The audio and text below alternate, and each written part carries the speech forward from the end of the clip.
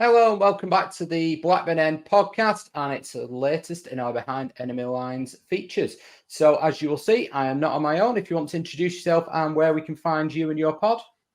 Hi, I'm Simon, and it's the Fence End podcast on Twitter, all the usual socials. Perfect. So we'll get into it. So obviously Oxford United are coming to visit Ewood Park this weekend. Talk to us about their pre-season. Obviously, it's your first year in the Championship for a while. 25 years. Wow. So how are you shaping up? You've had a good start from an outsider looking in. Tell us about how you're shaping up, what you thought of the pre-season and the transfers so far.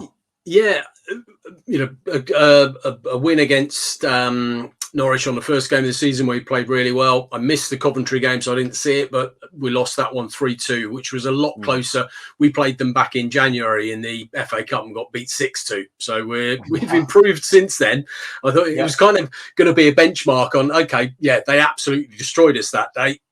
Yeah. This week, the last game, we were a lot closer. So I think, pre-season and certainly the recruitment's been really good. Not quite finished yet. I think we need a couple up front probably. But overall, the recruitment's been really good. Ed Waldron is the now director of football.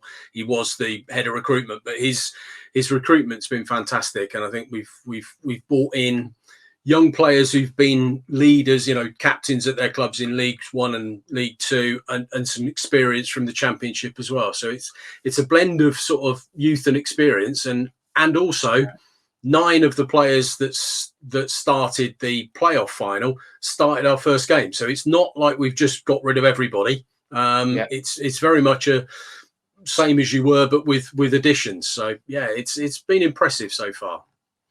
Yeah, I think from my perspective as an outsider, I think that's the error some teams make. They make too many changes and they lose the nucleus of what team spirit, whatever it is that's got them to where they were in the first place. In terms of those first 2 games, were you expecting anything from them as it surprised you? I mean, again, an outsider looking in, we just played Norwich. They're a decent team. Coventry game, it took the 96th minute, did it, for them to get the winner? And Coventry are a team most people are tipping to go up. And you've gone away from home there and taken them all the way. Yeah, the Norwich game, first of all, I think most of us would have, hoped for a draw, or even taken a not to be disgraced defeat, 1 goal competed, that sort of thing. But I was amazed how well we dominated the game. I thought we'd be playing with a lot less possession and maybe playing on the break, sitting back, defending deep and using pace. But we dominated possession. We looked and Norwich playoffs last season, they're a good side. They've spent money, and to play the way we did, I think a lot of our fans, myself included, came away and thought, okay, this is maybe we've got, we're not going to be the team that's just going to go straight back down. We might have something about us. And you're right, same with the Coventry game. It was, and we went behind twice, got back into the game, and it was only a very late winner for them. That was a bit of a mistake and one of those sort of unfortunate goals to give away. But we've obviously won the first game and competed really well in the second. So I've been pleasantly surprised by how competitive we've been. Okay, that's a nice lead into the next question, really, which is 2 different things. What were and are your hopes for the season, and what do you expect? I was hoping for survival, and you've just got to hope that the positivity around us coming up and through the playoffs, and we've got a new stadium hopefully in the offing as well, and it seems that there's a positivity around the club, and you kind of hope that you go into a division where there are teams that have been struggling with whatever it might be, gradually coming down the divisions, finishing lower and lower each season, bad owners, all of that sort of stuff, losing players. And it just, you kind of feel, okay, if we can be better than 3 other teams, that's all we need to be to stay in this division. And I think with a bit of, let's say, going back to that, if we can get a couple more strikers in, I think we're a little bit light up front. But if we can do a little bit more recruitment, I think, a comfortable mid-table would be lovely. Wow. Right. Okay. In terms of Blackburn, have you any memories of playing? Any thoughts on Blackburn and how they've started the season? One memory I don't. I think the last time we played you got promotion in the what I've written 15-16 season, was it? I think, Yeah. and that was the last game of the season. And the thing I remember from that is Carl Robin, one of your fans, got on the pitch and was celebrating, but he came at the player not too aggressively, but he was being a bit kind of like, and Carl Robinson grabbed him by the throat. So I'm not sure he'll be there this year. But no, it's a fantastic stadium. It's a proper old football club, and it will be a great atmosphere, I'm sure. And it'll be a tough game. Obviously, losing Sammy Smodic will have an impact. And you kind of hope maybe we've got you at the right time, that whoever replaces him isn't quite ready yet. That's a hope. Yeah, I think we've been pleasantly surprised. We've brought in two unknowns, really. Maktar Gueye, who's a 6'5" striker, who's replaced Sam Gallagher, and he started really well. Not up to speed in terms of full fitness, but he was unplayable for the first 30 minutes on Saturday. Really good, everything you want from a big striker.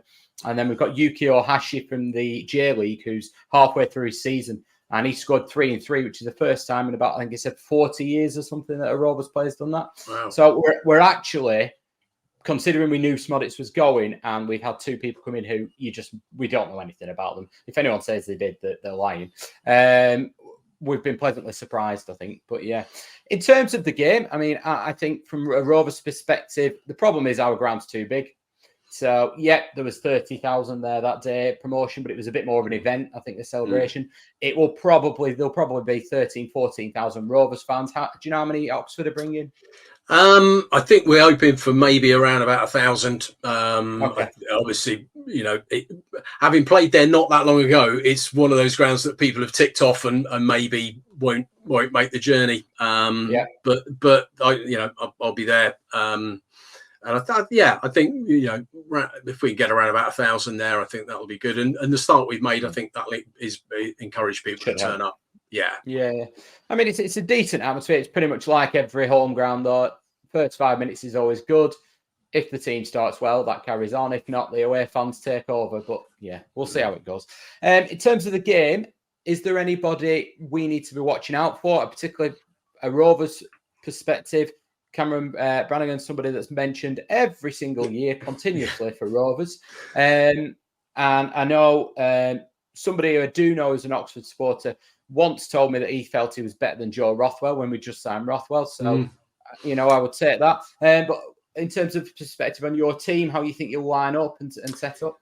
Yeah, we play with two wingers who really hug the touchlines. In a lot of play when we've got the ball, we try and play out from the back. The centre halves can both play a little bit, and we've got wingers who are literally on the touchline. So one of those is Tyler Goodrum, a local lad who last season was sort of attracting a bit of interest from Championship and Premier League clubs. He's stayed with us, signed a new contract, and he's got the ability to go a long way. He looks tiny, and he's got a fantastic centre of gravity. He's one of these players, when he dribbles the ball, he doesn't knock it 5 yards in front and chase after it. The ball is always right at his feet, and he's a nightmare to tackle.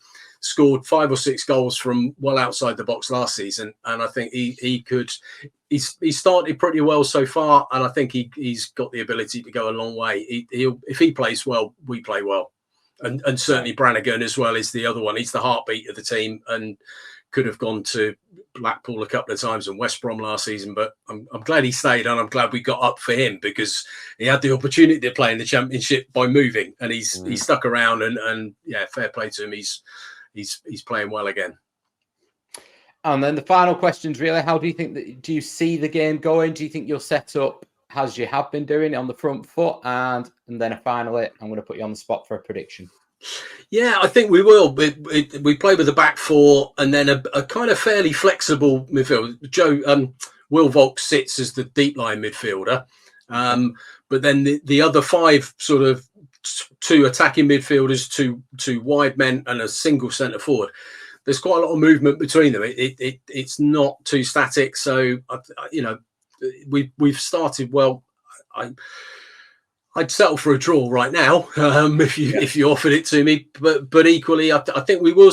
We'll try and play. We're not going to just sit back and defend. We'll defend when we have to, but I think we'll try and play a bit as well. We're not an anti-football team by any stretch. We do try and play. Well, in that case, then that we've started the season, Rovers fans feared under John Eustace that we would be what we were last season, which was very much do not lose.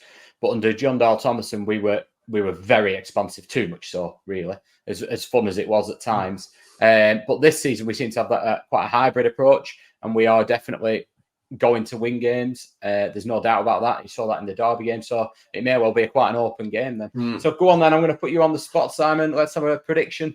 Let's go for a 2-2. We'll have a high score draw. Yeah. We'll take that. We'll take that. And I'm going to thank you very much for that, Simon. From a Rovers fan's perspective, this is obviously coming out before the game. Mike, more than likely, will be doing the match reaction. So make sure you like and subscribe, and that will pop into your feeds. But from my perspective and Simon, we'll see you next time.